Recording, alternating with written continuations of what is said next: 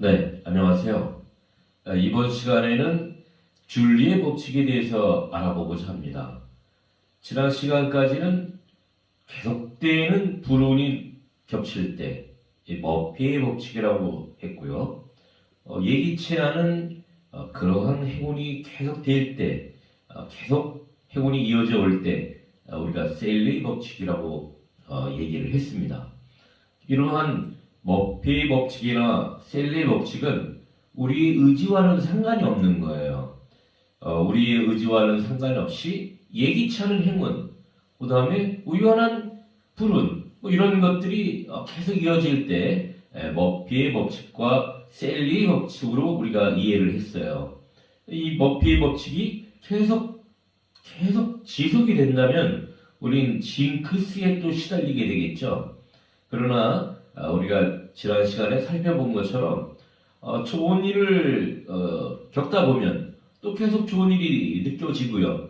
또 나쁜 일이 계속 온다면 또 좋은 일이 따라올 수 있다는 그러한 내용들을 알아봤기 때문에 우리가 가급적이면 머피의 법칙 쪽을 바라보는 게 아니라 셀리의 법칙을 바라보면서 우리가 생활을 한다면 조금은 더 긍정적인 그러한 결과가 나오지 않을까라는 것을 알아봤어요. 이번 시간에는 줄리의 법칙입니다.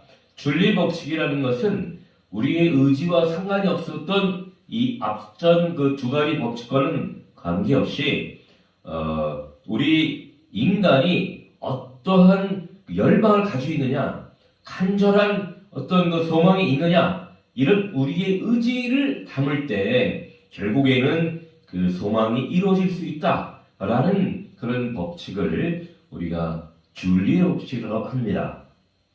이런 줄리의 법칙은 전에 우리가 알아봤던 거 있었잖아요. 피그말리온 법칙. 이런 피그말리온 법칙과 같다고 봐야죠. 왜? 간절하게 자기의 소망을 담아서 간절하게 기원을 하면은 결국에는 우리한테 좋은 결과가 올 수 있다라는 것이 피그말리온 효과였잖아요. 이런 줄리의 법칙도 일종의 피그말리온 법칙인 거죠. 우리 영화에서 그것만이 내 세상이라는 영화가 있었어요. 이 영화에서 주연 배우가 이병헌하고 박정민이었죠. 어떤 자폐아 같은 그러한 그 증후군을 겪고 있는 이 주인공이 피아노를 통해서 자아 발견을 해나간다, 자아 성찰을 해나간다 라는 그런 어떤 그 희생과 어떤 사랑을 느끼는 그러한 그 영화의 스토리였어요. 그 영화의 스토리에 나오는 그 이병헌이가 좋아했다라는 글귀가 하나가 눈에 끌리죠. 그 글귀가 어떤 거였어요? 네, 무하마드 알리 복싱 선수가 남겼다는 명언이었죠.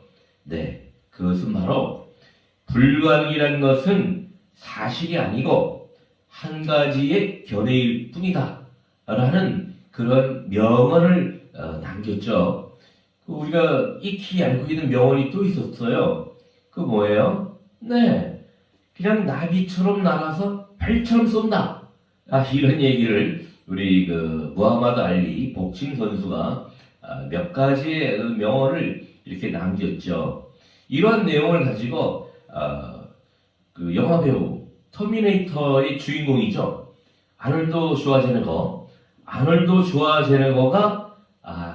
무하마드 알리에 대해서 이렇게 얘기를 합니다. 당신은 하루의 훈련을 몇 시간이나 합니까? 이제 그게 위법 일으키기 같은 거 이런 거를 몇 회나 합니까? 라고 물었을 때 무하마드 알리는 나는 그러한 횟수를 세지를 않습니다. 나는 그런 훈련을 하다가 이제 아픔이 느껴지기 시작하면 그때부터 진정한 운동이라고 생각하고 연습이라고 생각하고 그때부터 횟수를 셉니다. 이런 얘기를 했어요. 그러면서 아놀드 슈와제네거의 자기의 인생 스토리를 또 얘기해줘. 그 인생 스토리가 어떤 거였냐면 아놀드 슈와제네거는 최연소 미스터 유니버스에 오릅니다. 그때가 20살 정도 됐다고 해요. 그거를 한 7, 8번 정도 해서 세계 정상을 유지했습니다. 그리고 지금까지는 터미네이터를 통해서 여러 가지의 그 히트작이 나왔고요. 뭐 토탈 리콜이라든가 이런 이레이저 이런 여러 가지 영화를 통해서 그 액션, 스릴러 이런 걸 통해서 지금의 아놀드 슈와제네거가 됐죠. 결국에는 정치에 입문해서 또 하나의 정치적인 어떤 소망도 해결이 됐고요.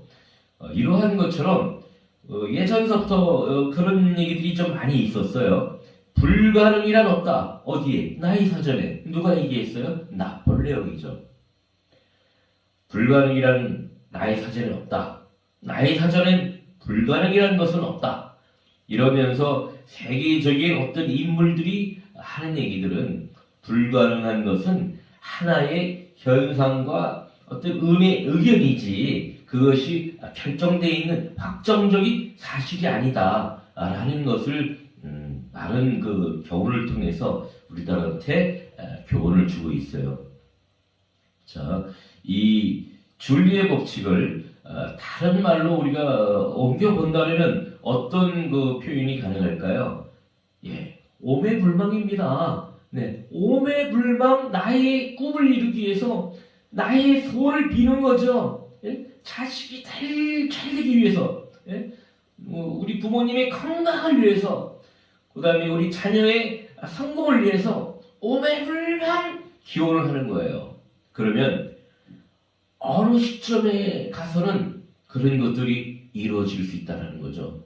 우리가 예를 들어서 이제 몇 가지들이 있어요. 뭐 받고 싶은 선물이 있었는데, 아니, 뭐 갖고 싶은 그런 그 상품이 있었는데, 결국에는 그게 나한테 선물로 들어왔다라든가, 뭐 보고 싶은 사람이 있었는데 우연찮게 만나게 됐다. 늘 그 사람을 그리워하다 보니까 만나게 됐다. 뭐 이런 얘기 비유도 있어요. 그런데 우리가 이 오매불망 우리가 바라는 것을 간절히 바라는 것을 우리가 소원을 한다면 이루어질 수 있다라는 그러한 뭐랄까 경험 법칙을 우리가 줄리의 법칙으로 하기 때문에 기왕이면 우리가 원하는 그림이 있다, 원하는 목표가 있다, 하고자 하는 게 있다, 되고 싶은 게 있다. 그러면은 그런 쪽으로다가 우리가 꿈을 갖고 소원을 갖고 기원을 하자는 얘기죠.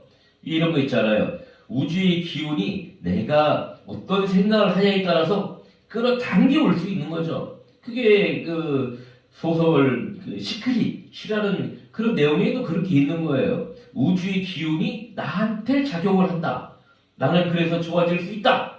이래서 우리가 긍정의 끌어당김을 줄리의 법칙에서 한번 우리가 경험 법칙으로 우리가 알아볼 수 있다. 뭐 이런 내용을 이 줄리의 법칙을 설명하면서 이렇게 여러 가지가 이제 경우의 수로서 설명이 되고 있어요. 자, 그렇다면 우리도 이런 법칙이 있다는 걸 알았으니까 기왕이면 간절한 우리의 소망을 한번 기원을 해보자고요. 우리가 왜 이것이 중요하냐면 우리가 목표를 세우면 지향을 한다고 했잖아요. 어떤 계획과 어떤 꿈을 가지고 있으면 그쪽으로도 우리 기운이 가는 거죠. 또 그것이 우리한테 당겨져 올 수 있고 끌어당길 수 있는 거 아니겠어요?